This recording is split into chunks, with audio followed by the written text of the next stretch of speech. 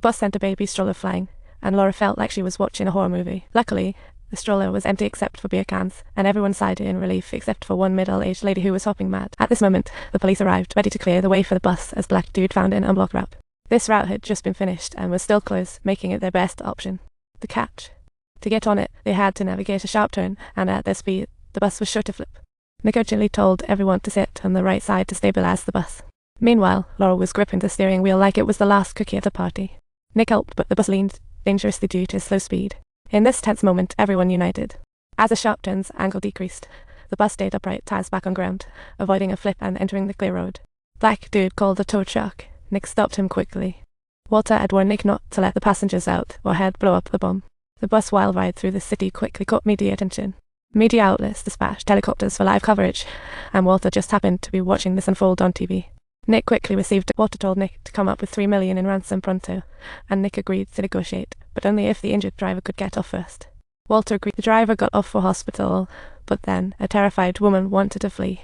Ignoring everyone's warnings, she insisted on getting off and was spotted by Walter, who detonated a smaller bomb, causing her to drop, and sadly, what no one saw coming was just as everyone was processing the horrifying scene, an even bigger disaster was about to strike. Black Dude learned that there was a gap ahead in the road, which explained why it was unfinished. The contractor just ghosted them. He found this out just now. The people on the bus were speechless. It seemed they might be doomed. The gap spanned 10 meters, but Nick encouraged everyone not to give up. He wouldn't abandon them. He was thinking of a family-like charge through it. It was their only choice. Nick told everyone to brace for impact, then helped Mustachio undo his seatbelt because the bus was approaching the gap. Laura slammed the gas pedal, charging ahead.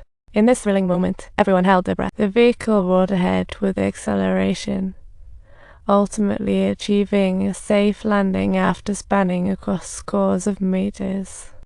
Everyone was amazed that they actually succeeded. They were thrilled to be alive, and even Black Dude couldn't believe it. Just then, an airport sign appeared. Nick realized they needed to move fast and thought of a plan to shake off the reporter helicopters.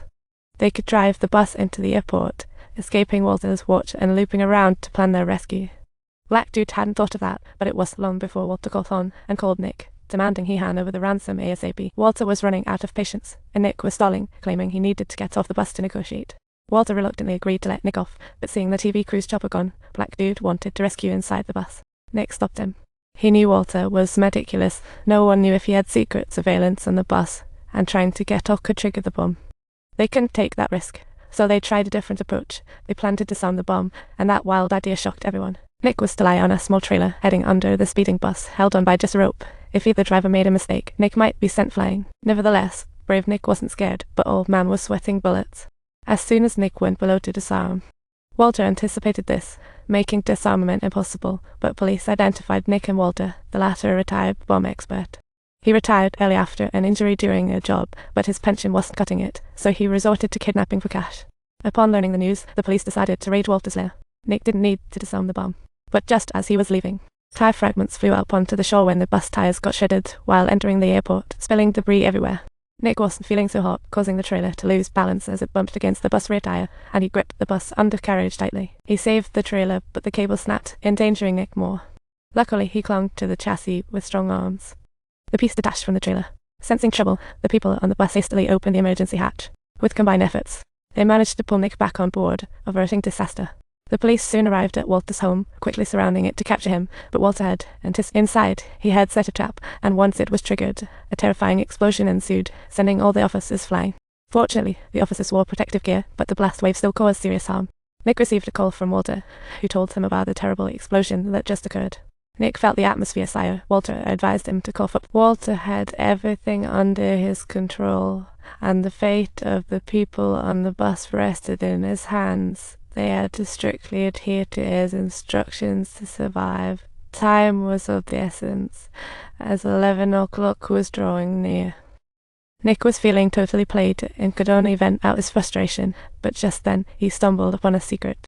Laura's jacket had a college logo on it, and that college had a Wildcat team. Nick realized Walter could see Laura from the feed. Walter had mentioned the team during previous calls and jokingly called Laura Wildcat.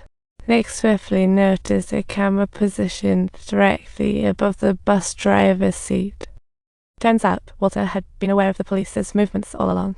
He didn't expose Nick because he had prepared accordingly. Nick decided it was time to fight. The cameras use ultra-high freak. Nick urgently told the passengers Walter doesn't know. Black Dude found reporters outside the airport using the signal truck to locate the bus camera feed. Black Dude told reporters to record a segment for looping, covering Walter's ultra-high frequency. If you like this video, subscribe to my channel.